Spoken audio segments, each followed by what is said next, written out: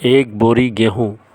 चंपक बाल कहानी। प्रतापनगर एक बहुत ही संपन्न राज्य था। वहाँ के राजा बहुत ही प्रतापी थे और प्रजा का पूरा ख्याल रखते थे। राजा ने पूरे जीवन प्रजा की मन से सेवा की थी, लेकिन अब वह बूढ़े हो चले थे, तो मन में बड़ी दुविधा थी कि उनके बाद राज्य को कौन चलाएगा। राजा साहब के 3 बेटे थे। अब तीनों ने एक ही गुरु और एक ही विद्यालय से शिक्षा ली थी, लेकिन राजा ये निर्णय नहीं कर पा रहे थे कि कौन राज्य के लिए सबसे अच्छा उत्तराधिकारी है। अब राजा ने तीनों बेटों की परीक्षा लेने की सोची। एक दिन राजा ने सुबह सुबह सभी पुत्रों को बुलाया और उन सबको एक एक बोरी गेहूँ देते हुए कहा कि मैं और तुम्हारी माता तीर्थ यात्रा पर जा रहे हैं। हमें वापस आने में 1 वर्ष से भी ज़्यादा लग सकता है।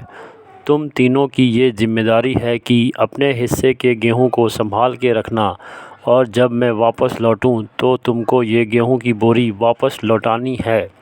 ऐसा कहकर राजा और रानी तीर्थ यात्रा पर चल दिए।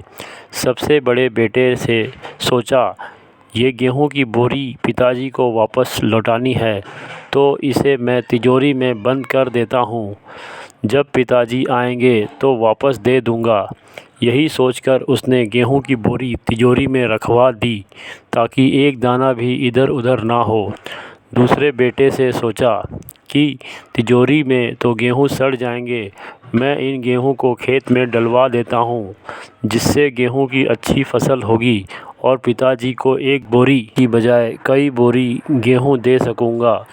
अब उसने न गेहूं के लिए अच्छा खेत देखा और ना ही अच्छी उपजाऊ ज़मीन देखी, और ना ही खेती की घास फूस को साफ़ कराया। बस ऐसे ही एक बंजर ज़मीन पर गेहूं डलवा दिए और कभी उनकी देखभाल करने नहीं आया। उसे लगा कि अब अपने आप फसल आ जाएगी।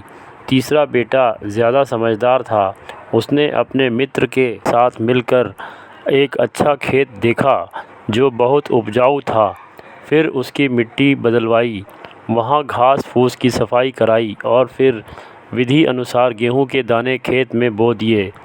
पूरी लगन और मेहनत से खेत की हिफाजत की, समय पर खाद पानी सब कुछ दिया। साल भर बाद पहली फसल आई। उसने फिर से उसे बोया, फिर और अन्न उपजा। खेत खलिहान लहलहाने लगा। राजा यही कोई 3 वर्ष बाद वापस आया। तीनों पुत्रों को देखकर बड़ी प्रसन्नता हुई। साथ ही मन में इच्छा थी कि ये जानने की कि बेटों ने गेहूं के साथ क्या किया। पहले पुत्र ने जैसे ही तिजोरी खोल के दिखाई, अंदर से बहुत बुरी बदबू आ रही थी। सब कुछ सड़कर राख हो चुका था। पिता ने कहा, ये अन्न है जिससे हम सबका जीवन चलता है, और तुम इसकी देखभाल नहीं कर पाए, तुम क्या राज्य संभालोगे। अब दूसरा बेटा पिता को उस जगह पर ले गया जहाँ उसने गेहूं को डलवाया था। वहाँ जाकर देखा तो जंगल था। बड़ी बड़ी घास फूस रखी थी। गेहूं का तो नामो निशान ही नहीं था। राजा बहुत नाराज़ हुआ और उसे भी राज्य का उत्तराधिकारी बनाने से मना कर दिया। अब तीसरा पुत्र पिता को अपने खेतों पर ले गया। वह दूर से ही एक अलग खुशबू आ रही थी। गेहूं की फसल लहलहा रही थी। चारों तरफ हरियाली और जीवन था, और उस खेत से 50 बोरी से भी ज़्यादा गेहूं उत्पन्न हो चुका था, और आज भी खेत में फिर से फसल खड़ी थी।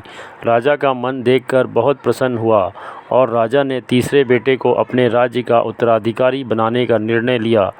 दोस्तों, उस राजा की तरह भगवान ने भी हमें कुछ गेहूं संभाल के रखने को दिए हैं। वो गेहूं है हमारा जीवन, जिसे हम बेकार के कामों में नष्ट कर देते हैं।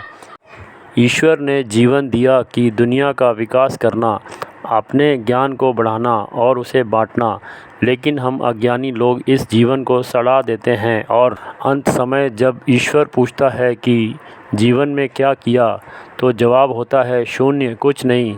अपने मन की ज़मीन को साफ़ करिए, उसमें जो घास फूस हैं वो हटाइए, मन में जो ईर्ष्या गुस्सा और व्यसनों को हटाइए और अच्छाई के बीज बोइए। फिर ईश्वर आपसे बेहद खुश होंगे। धन्यवाद।